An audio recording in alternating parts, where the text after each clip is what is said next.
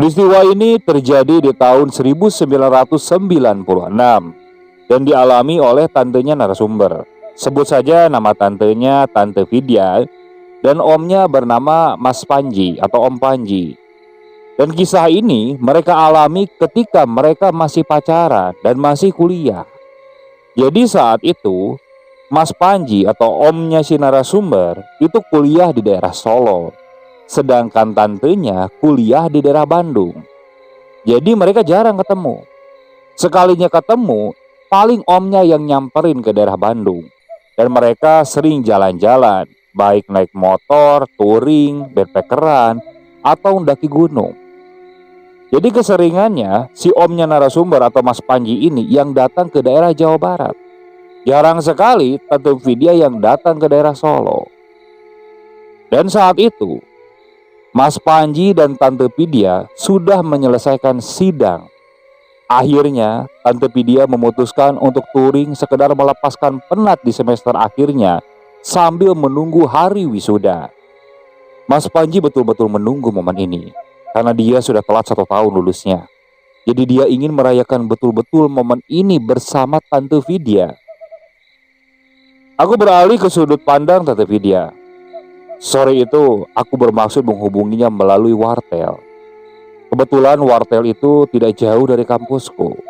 Setelah 1 jam aku berbicara melepas rindu dan merencanakan touring kita. Akhirnya Mas Panji sepakat untuk menemuiku ke Bandung. Rencananya setelah touring kami akan langsung kembali ke Jakarta karena aku dan Mas Panji memang asli dari Jakarta. Rencana keberangkatan kami yaitu lusa semenjak aku nelpon Mas Panji. Jadi aku masih ada waktu untuk packing, beres-beres kosan, dan pamitan dengan teman-teman juga ibu kosku. Seperti biasanya, aku suka sekali menceritakan momen bahagiaku dengan Mas Panji kepada kawan-kawanku. Maklumlah, walau kami sudah 3 tahun pacaran, kami masih saling kasmaran. Besok aku mau jalan-jalan nih sama Mas Panji. Biasalah, refreshing, kataku waktu cerita kepada Riri dan Anggun teman kosku. Oh, pantesan kamu sibuk banget, sampai kami gak diajak makan Indomie bareng. Aduh, sahut Riri. Emang mau kemana, Vid? Tanya Anggun. Paling jalan-jalan sekitaran Bandung aja deh. Abis itu aku mau balik ke Jakarta, sekalian cari oleh-oleh buat orang di rumah. Aku tahu sendiri kan, keponakanku itu banyak, jelasku. Lah, terus kamu gak bakal balik lagi ke kosan? Kapan kamu balik lagi ke sini? Tanya Anggun. Ya nantilah pas mepet wisuda, masih lama kan 2 minggu lagi. Jangan kangen ya sama aku, candaku. Pit, ada kamu dan gak ada kamu juga sama. Kamu kan pacaran terus. Tenang aja, nanti aku inget beliin kalian oleh-oleh untuk perpisahan. Ya udah ya, aku mau tidur dulu. Besok aku mau berangkat dari pagi nih, supaya bisa lama touringnya, kataku. Ya sudah sana tidur. Salam buat Mas Panji sama mamamu ya, ucap Anggun. Iya kawan, dah, pamitku pada Anggun dan Riri. Aku masuk ke kamar dan siap-siap untuk tidur. Esok paginya aku beres-beres dan tinggal menunggu Mas Panji datang menjemput. Sebelumnya juga aku pamit dengan ibu kos kalau bulan depan aku akan keluar dari kosan ini. Mas Panji datang dengan motornya sekitar pukul 9 pagi. Aku pun langsung berangkat pergi. Awalnya kami cari sarapan dan foto-foto di beberapa tempat yang alamnya masih asri, sambil menikmati pemandangan dan makan sarapan yang kita beli tadi. Singkat cerita, setelah sarapan dan makan siang, kita memutuskan untuk cari oleh-oleh, sekalian juga pulang menuju kota Jakarta. Mas, habis ini kita cari oleh-oleh di mana? Tanyaku. Kamu suka barang antik gak? Udah sering banget sih kalau cuma oleh-oleh baju atau aksesoris biasa. Boleh tuh, kamu tahu tempatnya di mana? Ya sudah, kalau nggak salah di sini banyak tuh. Ayo kita ke sana, ajak Mas Panji. Akhirnya kita berangkat. Sekitar pukul 1:30 siang, kita sampai di tempat barang antik. Aku baru pertama kali memasuki toko ini. Unik dan baunya khas. Ya walaupun sedikit pengap dan usang. Ya dari judulnya saja, barang antik, pasti usang. Aku mencari barang-barang untuk keluargaku di Jakarta. Sekalian juga untuk diriku kalau ada yang menarik. Lagi cari-cari barang antik, tiba-tiba aku bertemu dengan kacamata hitam. Unik dan cocok untukku. Aku panggil si penjualnya. Aku minta di cap dan aku bayar nanti di kasir sekalian barang sebelumnya. Waktu selesai di cap dengan penjual, aku balik badan. dan melihat ada seorang perempuan menatapku dengan tatapan kesal sambil komat kamit. Aku merasa tidak pernah mengganggu dia. Atau mungkin karena kacamatanya aku ambil, jadi dia mungkin kesal. Setelah itu aku lihat barang-barang lain. Di etalase yang berbeda aku menemukan lagi kacamata yang sama. Aku pikir ada 2 buah, berarti satunya aku bisa kasih ke Mas Panji, biar samaan. Tapi aku pastikan dulu ke Mas Panji suka atau tidaknya. Jadi aku tanya ke dia, "Mas, kacamata ini bagus deh, kamu suka nggak?" Mas Panji kelihatan kebingungan. "Jam tangan maksudmu?" "Ini kacamata, Mas." Waktu aku tunjukkan ke etalasenya, kacamata itu hilang. Di situ betul-betul deretan jam tangan semua. Perasaan aku nggak salah lihat. Apa yang salah? Karena jam dengan kacamata sama-sama bulat. "Alah, kamu salah lihat kali. Tapi jam itu bagus sih," jawab Mas Panji dengan kata-kata yang nggak aku dengerin lagi. Karena aku lebih suka belikan kacamata ketimbang jam. Lagian keberuntungan banget pikirku kalau ada kacamata antik sepasang. Setelah selesai semua, kita bayar semua barang yang kita beli. Lalu sekedar lihat-lihat saja di toko yang lain. Semenjak aku dari toko tadi, aku merasakan perasaanku sedikit aneh. Mulai dari tokonya yang pengap, perempuan aneh, kacamata yang tahu-tahu hilang, dan semakin jadi perasaan aneh ini. Moodku benar-benar aneh, sedih. Dadaku terasa sesak. Beberapa kali aku suka bengong. Aku pikir saat itu mungkin aku kecapean. Di toko satunya lagi, mereka lebih banyak menjual baju. Saat aku sedang melihat-lihat baju, aku menemukan satu celana lepis ada motif di pinggulnya berupa bordiran mawar merah. Tapi setelah aku pegang, itu lembab. Ya, itu tampak seperti ada noda darah. Dan darah itu nampak masih baru dan segar. Spontan aku berteriak jijik. Dan Mas Panji refleks bertanya, "Kamu gak apa-apa?" "Ih, jorok banget. Masa ada darah di celana itu?" kataku. Mas Panji cek baju yang ada di hadapanku, mencari-cari di mana noda darah yang ada. Tapi tidak ada. Aku pun lihat sendiri. Dan kini noda darah itu sudah tidak ada. Semuanya nampak bersih.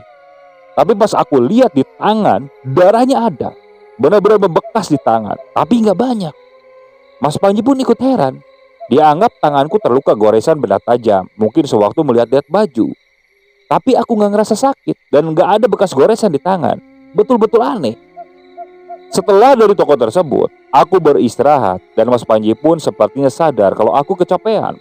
Karena aku sering nggak nyambung diajak ngobrol. Singkat cerita, aku pulang ke Jakarta. Tak ada hal yang terlalu aneh, paling hanya sekedar ketindihan beberapa kali saat tidur. Singkat cerita, 1 bulan setelah kejadian itu, posisi aku pun sudah wisuda. Kemudian teman-teman SMA aku mengajak liburan tahun baru di Pila. Kebetulan Pila itu berada di daerah Puncak Bogor. Tidak banyak pesertanya, karena cuma teman satu kelas saja, itu juga tidak datang semua. Seperti biasanya orang berlibur pada masa itu, dimanapun, mau itu di gunung sekalipun, pasti pakai kacamata hitam. Aku bawa kacamata yang pernah aku beli sama Mas Panji. Jadi setelah aku beli dari toko barang antik itu sampai aku reunian, aku belum pernah pakai kacamata tersebut. Acaranya berlangsung selama 3 hari. Keseruan menyelimuti acara sampai tiba-tiba aku merasa sedih lagi, bingung. Karena seperti kejadian waktu touring sama Mas Panji, suasana sedang sukacita, tapi tiba-tiba aku merasa sedih, merasa kehilangan dan menyesal. Tapi aku bingung penyebabnya apa. Setelah sedih, aku mendengar suara-suara aneh. Seperti contoh kejadian di suatu malam, aku mendengar suara auman harimau. Saat itu aku masih berpikir, mungkin itu hanya halusinasiku saja. Aku masih tidak cerita dengan siapapun, aku takut merusak suasana. Sampai akhirnya malam itu juga, aku melihat ada 2 titik cahaya merah di luar jauh dari pila tersebut. Tapi lama-kelamaan, cahaya itu mendekat. Tadinya aku pikir pesawat. Tapi jarang sekali pesawat terbangnya rendah, apalagi di daerah pegunungan. Saat itu memang belum ada drone. Semakin dekat, aku merasa ini ada sesuatu yang tidak beres. Itu pasti mata dari salah satu makhluk. Dan betul saja, aku gak melihat wujudnya jelas. Karena semakin jelas titik merah itu, semakin terlihat siluet hitam manusia yang tingginya melebihi atap pila. Aku pun langsung pingsan saat itu juga. Keesokan paginya, aku sudah sadar dikerumuni oleh teman-temanku. Ternyata semalaman aku betul-betul pingsan. Tapi katanya aku kesurupan sebentar lalu pingsan lagi. Yang diingat oleh teman-temanku, aku kesurupan dan berbicara bahasa Sunda. Padahal aku bukan orang Sunda. Bahkan bahasanya pun aku tidak mengerti sama sekali. Saat itu aku marah menggebu-gebu di saat pesta. Di saat itu ada salah satu temanku yang paham bahasa Sunda. Tapi karena saking takutnya mereka hanya menyimpulkan. Saat aku kesurupan aku bilang, salah satu di antara kami telah membawa sesuatu yang lain ke pila ini. Sesuatu yang jahat. Sehingga penghuni dari pila itu merasukiku dan marah sejadi-jadinya. Semuanya di situ kebingungan. Dan akhirnya pagi kami berdiskusi. Siapa yang punya niat jahat atau membawa jimat atau segala macamnya. Tapi semuanya berani sumpah, tak ada yang membawa. Apalagi aku. Aku memang tidak paham tentang hal-hal seperti itu. Akhirnya siangnya kami berdoa agar tidak terjadi hal-hal yang tidak diinginkan lagi. Malam nanti setelah pesta penutupan, rencananya kami akan pulang. Tiba saat maghrib datang dan sedang mempersiapkan pesta penutupan, aku lagi-lagi merasa kesedihan, duka yang teramat dalam, penyesalan dan rasa sesak di dada. Dan tak lama setelah itu, aku melihat ke arah kerumunan teman lelakiku yang sibuk menata persiapan. Di sana, di salah satu di antara mereka, ada satu perempuan yang selalu memeluk temanku. Aku bingung, kapan dia bawa pacar ke acara ini? Lagian di antara kami betul-betul berteman. Selama acara pun tak ada obat terlarang, alkohol, atau nggak mungkin ada yang bawa perempuan di luar kelas kami. Apalagi perempuan itu lengket banget sama teman lelakiku. Kami semua betul-betul tak ada yang pacaran selama atau sesama peserta reuni ini atau selama acara berlangsung. Waktu itu aku dekati. Aku lihat perempuan itu. Perempuan itu seperti tidak asing denganku. Bajunya dan gayanya sama persis yang aku lihat di toko barang antik. Dia itu siapa? Kenapa kebetulan banget bisa ketemu lagi? Aji, aku panggil temanku yang dipeluk oleh perempuan itu. Woi, kenapa Bin? Sebentar ya. Aji langsung lari ke arahku. Dan perempuan itu ditinggal begitu saja. Lu sama siapa? Itu pacar lu? Tanyaku. Hah? Enggak. Gua jomblo kan. Lu ngeledek ya? Jawab si Anji. Ji, lu itu bawa cewek. Cewek itu dari tadi melukin lu. Lu juga usah bohong ke gua, Ji. Itu cewek siapa? Lu kenapa sih, Pit?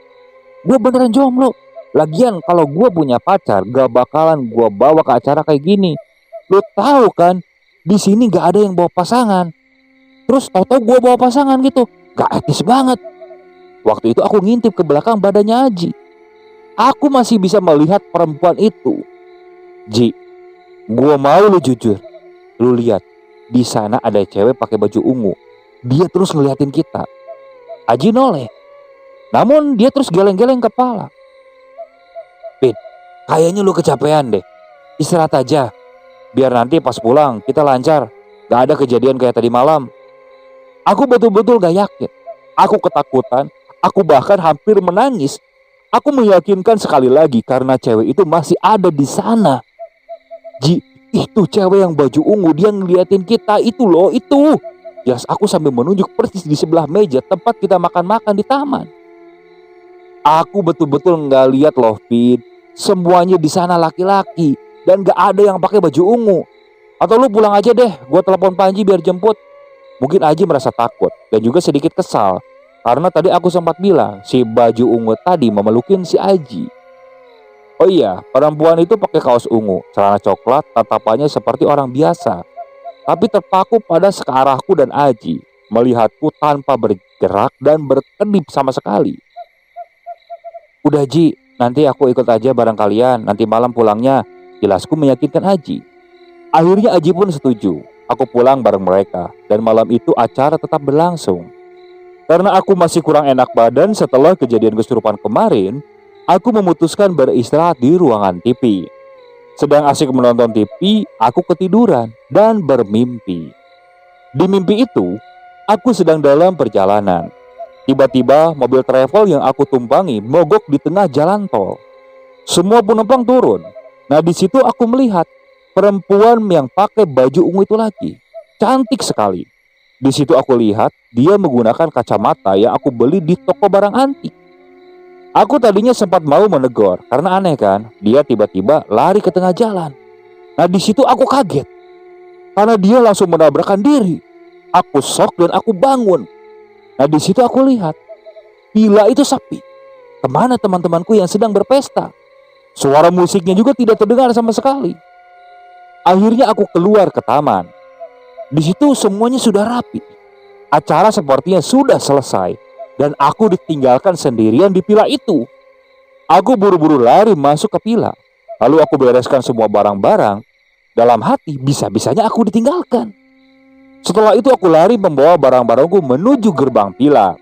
Waktu di gerbang, aku lihat ada motor Mas Panji di seberang. Loh, kok bisa kebetulan? Apa yang dia lakukan di sini? Apa Aji betul-betul menelepon Mas Panji? Jadi di situ tanpa banyak tanya, aku langsung nyamperin Mas Panji. Namun di situ aku kaget karena aku merasa tanganku seperti ditarik oleh sesuatu. Dan saat aku nengok, tanganku ditarik oleh seorang ibu-ibu dari pinggir jalan raya besar. Dan seketika tadi yang kulihat itu berubah total semua. Ternyata aku sudah sampai di jalan besar dan motor Mas Panji itu hilang. Suasana berubah menjadi ramai. Kamu lihat-lihat kalau nyebrang. Duh, ibu jadi deg-degan. Mau kemana sih Neng? Tanya ibu-ibu itu. Aku bingung. Ternyata aku masih mimpi. Asli aku bingung banget saat itu. Akhirnya aku ceritakan pada ibu-ibu itu sambil aku diantar kembali ke villa. Astaga, kemana aja lu Vid? Dari tadi kita nyariin. Ayo kita pulang, keburu kemalaman nih. Mau sampai Jakarta jam berapa? Saud salah satu temanku kesal. Sudah. Yang penting temanmu aman. Tadi ibu lihat dia di jalan besar mau nyebrang. Jelas ibu yang ngantar aku. Aku bingung dan seperti orang linglung. Vid, kita urus semuanya di Jakarta aja. Pasti ada yang gak beres sama kamu, kata salah satu temanku. Akhirnya kami pun pulang malam itu. Setelah itu aku tidak shock lagi. Singkat cerita, sampailah di rumah. Aku juga punya perasaan tidak enak sama kacamata yang aku beli. Sepertinya memang dari situ sumber keanehan yang bermunculan. Setelah kejadian itu, aku sakit selama 1 minggu lebih. Segala pengobatan sudah aku coba, tapi secara medis aku cuma dibilang demam, terus kena tipes. Akhirnya kakakku dan orang tuaku mengajakku ke orang pintar. Di sana pokoknya aku didoain, sedikit dipijit-pijit di bagian punggung yang betul-betul sakitnya bukan main. Aku bahkan muntah di penghujung pengobatan. Muntahnya memang cuma air, tapi rasanya enteng sekali. Kamu sebaiknya kalau dari tempat yang bekas kecelakaan, musibah, jangan pernah ambil sesuatu di lokasi TKP. Jangan pernah, ucap orang pintar tersebut. Aku gak ngambil apa-apa kok, bantahku. Lagian kapan aku menyaksikan ada musibah di depan mataku? Ada di barang yang sekarang milikmu. Itu bekas milik orang lain yang apesnya. Pemilik barang itu memiliki ilmu hitam yang gak benar. Dia pakai susuk pemikat. Tapi sayangnya matinya gak diduga-duga. Jadi sebelum susuknya dicopot, dia sudah meninggal. Tapi jiwanya mengambang, belum tenang. Jelas orang pintar itu. Aku gak begitu mengerti bagaimana sistem susuk itu bekerja. Tapi itu buat aku merinding dahsyat. Aku lalu ingat kacamata itu. Aku beli kacamata di toko antik, bah. Tapi masa... Aku belum selesai bicara, tiba-tiba, mana kacamatanya? Tanya si mbak itu geram. Aku gak bawa, jelasku. Besok kamu kesini lagi, bawa kacamata itu, suruh orang pintar tersebut. Aku mengiyakan. Esok harinya aku balik lagi dengan orang tuaku. Di sana kacamatanya aku berikan dan dibersihkan. Setelah dibersihkan kami pamit. Dan orang pintar itu berpesan kepada kami untuk jangan menggunakan kacamatanya lagi walaupun sudah bersih. Sebelum waktu dibersihkan sama orang pintar itu juga, aku belum sempat lap kacamatanya. Cuma dilap pakai kain kering sapu tangan saja. Ternyata di kacamata itu di ujung batangnya ada bercak darah mengering yang memang harus dibersihkan pakai cairan pembersih khusus. Lumayan sulit membersihkannya. Tapi akhirnya bersih juga dan terlihat lagi seperti baru. Jadi orang pintar itu secara tidak langsung juga membantuku membersihkan secara fisik kacamatanya. Untuk barang yang aku bawa oleh-oleh untuk teman kosku dan keponakanku saat itu rata. Aku bawa gantungan kunci, botol antik. Jadi sejauh ini yang mengalami hal aneh cuman aku saja.